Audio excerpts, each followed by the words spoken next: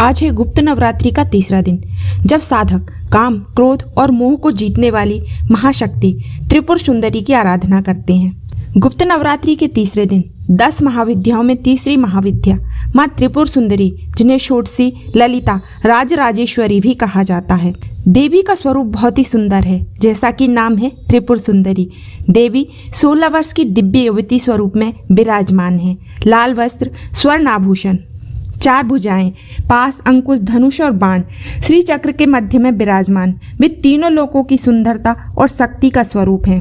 माँ त्रिपुर सुंदरी की पूजा से धन, प्रेम, वैवाहिक सुख, आकर्षण और वाणी सिद्धि देती है। यह साधना काम को योग में बदल देती है, इसीलिए इसे राजसी साधना कहा गया है।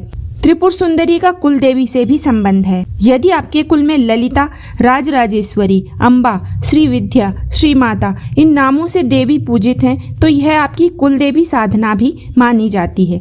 कुल देवी रूप में माँ त्रिपुर सुंदरी वंश की रक्षा, संतति और ऐश्वर्य प्रदान करती हैं। माँ त्रिपुर सुंदरी की पूजा में लाल वस्त्र, गुलाब या कमल पुष्प, श्री चक्र, घी का दीपक जलाएं, केसर चंदन का तिलक लगाएं, मिश्री और खीर का भोग लगाएं।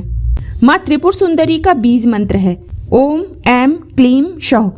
इस मंत्र का 108 या 1008 बार जाप करें। इससे प्रेम जीवन में मधुरता आती है, दाम्पत्य सुख में वृद्धि होती है, आकर्षण और वाणी में प्रभाव आता है, धन और ऐश्वर्य की प्राप्ति होती है, साधना में सफलता आती है। अब सुनते हैं माँ त्रिपुर सुंदरी की अद्भुत कथा। जानते हैं माँ त्रिपुर सुंदरी की उत्पत्ति कैसे हुई।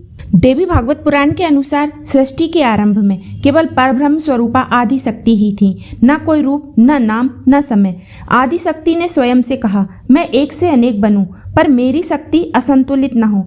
इसी संकल्प से त्रिगुणात्मक सृष्टि प्रकट हुई, सत्व, रज और तम। इसी काल में भंडासुर नामक असुर उत्पन्न हुआ। उसने कठोर तप करके ब्रह्मा से वर पाया। उसे कोई देव, गंधर्व या दैत्य मार न सका। वह काम, भोग और अहंकार में लिप्त हो गया। भंडासुर ने देवताओं को पराजित कर तीनों लोकों पर अधिकार कर लिया। तब सभी देवता, ऋषि और सिद्ध आदि शक्ति की शरण में पहुंचे। देवताओं ने प्रार्थना की, हे माता, यह असुर काम और अहंकार का प्रतीक बन चुका है, इसका नाश केवल आप ही कर सकती हैं। तभी आदि शक्ति मुस्कुराई और उनके हृदय से एक दिव्य तेज प्रकट हुआ। उसी तेज से प्रकट हुई 16 वर्ष की सौंदर्यपूर्ण देवी माँ त्रिपुरा सुंदरी। उनका रूप तीनों लोकों में सुंदर था, इसीलिए उन्हें त्रिपुरा सुंदरी कहा गया। वे मात्रा पूर्ण थीं, अर्थात संपूर्ण शक्ति, सौंदर्य और सिद्धि से युक्त। देवी भागवत में कहा गया है, सा षोडशी त्रिपुराख्या सर्व काम प्रदायिनी।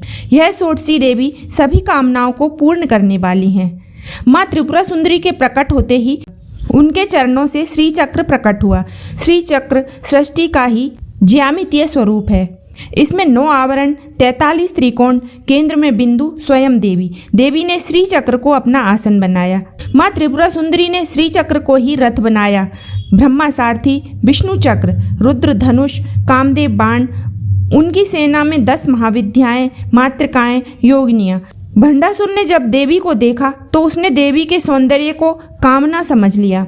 यही उसका सबसे बड़ा भ्रम था। माँ त्रिपुरा सुंदरी ने काम को ही अस्त्र बना दिया। कामदेव के बाण से अहंकार रूपी असुर का नाश हुआ। भंडासुर का वध होते ही तीनों लोक मुक्त हो गए। तब माँ त्रिपुर सुंदरी ने कहा, जो मुझे भोग की देवी समझेगा वह बंधन में पड़ेगा, और जो मुझे साधना की देवी मानेगा वह मुक्त हो जाएगा। इसी कारण गृहस्थों की यह सबसे बड़ी श्रेष्ठ देवी हैं और साधकों की यह सबसे गूढ़ महाविद्या। काली समय का नाश करती हैं, तारा तारक शक्ति हैं और त्रिपुरा सुंदरी काम का शुद्धिकरण करती हैं, इसीलिए वे तीसरी महाविद्या हैं। तो ये थी माँ त्रिपुर सुंदरी की अद्भुत कथा। जानकारी यदि अच्छी लगी हो तो वीडियो को लाइक करें, चैनल को सब्सक्राइब करें और कमेंट में लिखें, जय माँ त्रिपुरा सुंदरी। हर हर महादेव।